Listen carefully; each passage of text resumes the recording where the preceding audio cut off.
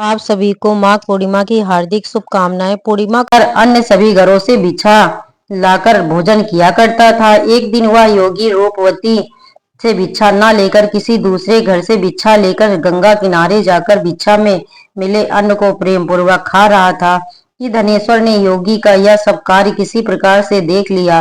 अपनी भिक्षा के अनादर से दुखी होकर धनेश्वर योगी से बोला, हे महात्मा, आप सभी घरों से भिक्षा लेते हैं किंतु मेरे घर की भिक्षा कभी नहीं लेते, इसका क्या कारण है? तब योगी ने कहा कि निसंतान के घर की भिक्षा पतितों के अन्न के समान होती है और जो पतितों का अन्न खाता है वो भी पतित हो जाता है। क्योंकि तुम नहीं संतान नहीं है, इसलिए पतित हो जाने के भय से मैं तुम्हारे घर की भिक्षा नहीं लेता। धनेश्वर यह बात सुनकर अपने मन में बहुत दुखी हुआ और हाथ जोड़कर योगी के पैरों में गिर पड़ा और विनीत स्वर से कहने लगा, हे महात्मा, हे ब्राह्मण, अगर ऐसा है तो आप मुझे पुत्र प्राप्ति का कोई उपाय बताइए। तो सब कुछ जानने वाले हैं, मुझ पर अवश्य कृपा कीजिए। धन में कि मेरे घर में कोई कमी नहीं है, किंतु मेरे पुत्र न होने के कारण मैं अत्यंत दुखी हूँ। आप मेरे इस दुख को दूर कर रहे। यह सुनकर योगी कहने लगे, हे ब्राह्मण, तुम देवी चंडी की आराधना करो। फिर घर आकर अपनी पत्नी से सारा वृत्तांत कहा। खुद तपस्या करने के लिए वन में चला गया। वन में जाकर उसने देवी चंडी की उपासना की और उपवास किया। चंडी देवी ने वे दिन उसका स्वप्न में दर्शन दिया और कहा, हे धनेश्वर, जा, तेरे पुत्र होगा, परंतु वह 16 वर्ष की आयु में ही मृत्यु को प्राप्त हो जाएगा। अगर तुम दोनों पति पत्नी 32 पूर्णमासियों का व्रत विधि विधान से करोगे तो वह दीर्घायु हो जाएगा। जितनी तुम्हारी सामर्थ्य हो उतने आटे के उतले ही बनाकर शिव जी का पूजन करना, किंतु पूर्णमासी को 32 ही होनी चाहिए। प्रातः काल होने पर इस स्थान के पास ही तुम्हें आम का एक वृक्ष दिखाई देगा। उस पर चढ़कर तुम एक फल तोड़कर जल्दी अपने घर चले जाना और अपनी पत्नी से सारा वृत्तांत कहना। रित स्नान के बाद वह स्वच्छ होकर श्री शंकर जी का ध्यान करके उस फल को खा लेगी। तब शंकर भगवान की कृपा से उसको गर्भवती हो जाएगी। जब वह ब्राह्मण प्रातः काल उठा तो उसने उस स्थान के पास ही आम का एक वृक्ष देखा जिस पर अत्यंत सुंदर आम का एक फल लगा हुआ था। ब्राह्मण ने उस आम के वृक्ष पर चढ़कर फल तोड़ने का प्रयास किया, किंतु वृक्ष पर कई बार प्रयास करने पर भी वह नहीं चढ़ पाया। तब उस ब्राह्मण को बड़ी चिंता हुई। वह विघ्न विनाशक श्री गणेश जी की वंदना करने लगा। हे दयानिधि, अपने भक्तों के विघ्नों का नाश करके उनके मंगल कार्य को करने वाले, दुष्टों का नाश करने वाले, रिद्धि सिद्धि के देने वाले, आप मुझ पर कृपा करें। प्रभु, मुझे इतना बल दें कि मैं अपने मनोरथ को पूर्ण कर सकूं। प्रकार विनती करने पर वृक्ष पर चढ़ गया। वृक्ष पर फल तोड़कर उसने घर आकर अपनी पत्नी को वह फल लाकर दे दिया और उसकी पत्नी ने अपने पति के कहे अनुसार उस फल को खा लेती है और वह गर्भवती हो जाती है माँ चंडी की कृपा से। और अत्यंत एक सुंदर पुत्र हुआ जिसका नाम उन्होंने देवीदास रखा। माता पिता के हर्ष और शोक के साथ वह बालक शुक्ल पक्ष के चंद्रमा की तरह अपने पिता के घर में बड़ा होने लगा। देवी की कृपा से वह बालक बहुत ही सुंदर, सुशील और विद्या में बहुत ही निपुण हो गया। देवी की आज्ञा के अनुसार उनकी माता ने 32 पूर्णमासी का व्रत रखा आरंभ कर दिया, जिससे उसका पुत्र बड़ी आयु वाला हो गया। और 1.25 वर्ष लगते लगते देवीदास के माता पिता को बड़ी चिंता हो गई, कहीं उसके पुत्र की इस वर्ष मृत्यु न हो जाए। इसलिए उन्होंने अपने मन में विचार किया कि अगर यह दुर्घटना उनके सामने हो गई तो कैसे सहन कर सकेंगे। उन्होंने देवीदास के मामा को बुलाया और कहा, हमारी इच्छा है कि देवीदास 1 वर्ष तक काशी में जाकर विद्या अध्ययन करे और उसको तुम अकेला कभी नहीं छोड़ना। इसलिए तुम साधु में जाओ और 1 वर्ष के बाद इसको वापस घर लौटा लाना। इस प्रकार मामा और भांजे काशी के लिए चल दिए और इधर माता पिता 32 पूर्णिमाओं का व्रत पूरा किया हुआ समय बिताने के बाद एक दिन वह दोनों मामा भांजे रास्ते में रात के बिताने के लिए किसी ग्राम में ठहरे हुए थे। उस दिन उस गांव में एक ब्राह्मण की अत्यंत सुंदरी, सुशीला, विदोष और गुणवती कन्या का विवाह होने वाला था। जिस धर्मशाला के अंदर वर और उसकी बारात ठहरी हुई थी, उसी धर्मशाला में देवीदास और उसके मामा भी ठहरे हुए थे। संयोग बस कन्या को तेल आदि चढ़ाकर मंडप आदि का कर्म किया गया, तो लगन के समय वर को धनुर्वात हो गया। वह हिलने डुलने और चलने में बिल्कुल असमर्थ हो गया। तब वर के पिता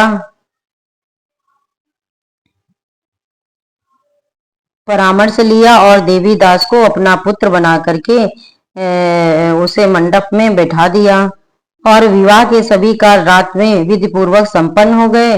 पत्नी के साथ वह भोजन नहीं कर सका। दुखी मन से वह सोचने लगा कि न जाने ये कैसी स्त्री होगी। वह एकांत में इसी सोच में पड़ा हुआ था कि उसकी आंखों में आंसू भी आ गए।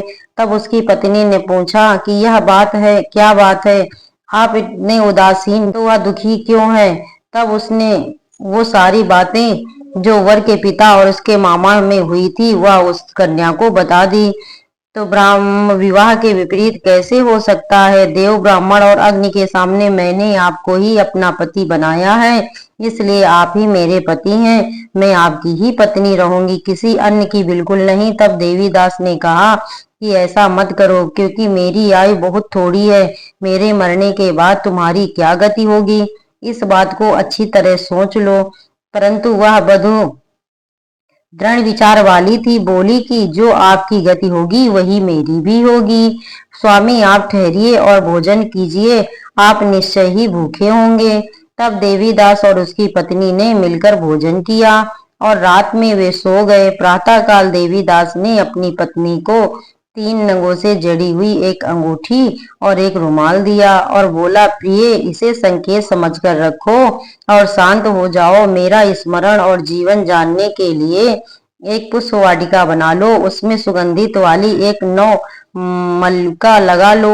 उसको हर दिन जल से सींचना और आनंद के साथ खेल कूद और उत्सव मनाना। जिस समय और जिस दिन मेरी मृत्यु का होगी, या फूल सूख जाएगा और जब या फिर से हरे भरे हो जाएं, तो समझ लेना कि मैं जीवित हो गया हूँ। यह बात निश्चय करके समझ लेना और उसमें कोई संशय मत करना। ऐसा समझा बुझाकर वह चला गया। प्रातःकाल होते ही वह पर गाजे बाजे बजने लगे। जिस समय विवाह के कार्य संपन्न करने के लिए वर तथा सब बाराती मंडप में आए, तो कन्या ने वर को भली प्रकार से देखकर अपने पिता से कहा कि हे पिताजी, यह मेरा पति नहीं है। जिसके साथ रात में मेरा विवाह हुआ था, उसके साथ तो मेरा विवाह ही नहीं हुआ। अगर यह वही है तो बताए कि मैंने इसको क्या दिया था और रात में मैंने इसे क्या गुप्त बातें बताई। वह सब बताई। पिता ने उसके कहे अनुसार वर को बुलवाया।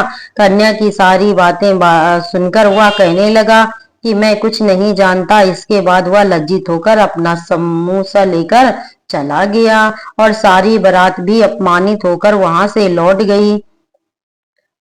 भगवान श्री कृष्ण आगे बोले, हे माते, इस प्रकार देवीदास काशी विद्या अध्ययन पढ़ने के लिए चला गया। जब कुछ समय बीत गया तो काल में से प्रेरित होकर एक सांप रात के समय उसको डसने के लिए वहां आया। उस विषधर के प्रभाव से उसके बिस्तर के चारों ओर से विष की ज्वाला से वह बिस्तर विषैला हो गया, परंतु व्रत राज के प्रभाव से उसको वह सांप काट नहीं पाया, क्योंकि पहले ही उसकी माँ ने 32 पूर्णिमासी का व्रत कर रखा था। इसके बाद मध्याह्न के समय स्वयं काल वहां पर आया और उसके शरीर से उसके प्राणों को निकालने का प्रयास करने लगा, जिससे वह मूर्छित होकर धरती पर गिर पड़ा। भगवान की कृपा से उसी समय देवी पार्वती जी के साथ श्री शंकर जी वहां पर आ गए और उसको मूर्छित दशा में देखकर देवी पार्वती ने भगवान से प्रार्थना की, हे प्रभु, इस बालक की मां ने पहले पूर्णमासी का व्रत किया था, जिसके प्रभाव से हे भगवान आप इसको प्राणदान दें। देवी के कहने पर भक्त वत्सल भगवान शंकर जी ने उस बालक को प्राण दान दिया। इस व्रत के प्रभाव से काल को भी पीछे हटना पड़ा और देवीदास स्वस्थ होकर बैठ गया। उधर उसकी पत्नी उसके काल की प्रतीक्षा किया करती थी। एक दिन उसने देखा कि उस पुष्प वाटिका में पत्र पुष्प कुछ भी नहीं रहे, सब कुछ सूख कर नष्ट हो गए। तो उसे बड़ा आश्चर्य हुआ, किंतु कुछ ही क्षण में वह सब वाटिका पहले की तरह हरी भरी हो गई। तब वह समझ गई कि उसके पति पुनर्जीवित हो गए हैं। यह देखकर वह बहुत प्रसन्न होकर अपने पिता से कहने लगी, हे पिताजी, मेरे पति जीवित हैं, आप उनको ढूंढिए। जब 1.25 वर्ष बीत गया तो देवीदास भी अपने मामा के साथ काशी से वापस अपने घर के लिए चल पड़ा। इधर उसके ससुर उसको ढूंढने के लिए घर से जाने की ही वाले थे कि वह दोनों मामा भांजा वहीं पर आ गए। उसको आया देखकर उनके ससुर बड़ी प्रसन्नता के साथ उसे अपने घर ले गए। उस समय नगर के निवासी भी वहां इकट्ठा हो गए और फिर सबने निश्चय किया कि अवश्य ही इस बालक के साथ इसी कन्या का विवाह हुआ था। उस बालक को जब कन्या ने देखा तो पहचान लिया और कहा कि यह तो वही है जो संकेत करके गए थे। फिर सब कहने लगे कि भला हुआ जो यह आ गया, और तब सब नगरवासियों ने खूब आनंद मनाया। कुछ दिन के बाद देवीदास अपनी पत्नी और अपने मामा के साथ अपने ससुर के घर से बहुत सारा उपहार लेकर अपने घर की ओर चल पड़े। नगर के निकट गए तो कई लोगों ने देखकर उसके माता पिता को पहले ही जाकर सूचना दे दी कि तुम्हारा पुत्र देवीदास अपनी पत्नी और मामा के साथ आ रहा है। ऐसा सुनकर पहले तो उन्हें विश्वास नहीं हुआ, किंतु जब लोगों ने भी आकर उनकी बात को बताया तो उन्हें बड़ा आश्चर्य हुआ। इतने में ही देवीदास भी अपने घर पहुंच गया और देवीदास ने अपने माता पिता के चरणों में सिर रखकर प्रणाम किया और उनकी पत्नी ने भी अपने सास ससुर के चरणों को स्पर्श किया। तो माता पिता ने अपने पुत्र और पुत्र वधू को अपने हृदय से लगा लिया और उनकी सबकी आंखों में प्रेम के आंसू बहने लगे। अपने पुत्र और पुत्र वधू के आने की खुशी में धनेश्वर ने बड़ा भारी उत्सव किया और ब्राह्मणों की बहुत दक्षिणा देकर प्रसन्न किया। भगवान श्री कृष्ण कहने लगे, हे माते, इस प्रकार धनेश्वर व पूर्णमासियों के व्रत के प्रभाव से पुत्रवान हो गया। जो स्त्री इस व्रत को करती है वे जन्म जन्मांतर में भी वैधव्य का दुख नहीं भोगती और सदैव सौभाग्यवती होती है। यह मेरा वचन है, इसमें कोई संदेह नहीं है। दोस्तों, प्लीज लाइक और सब्सक्राइब अवश्य करें, जिससे मुझे आपका प्यार प्राप्त हो सके। धन्यवाद दोस्तों।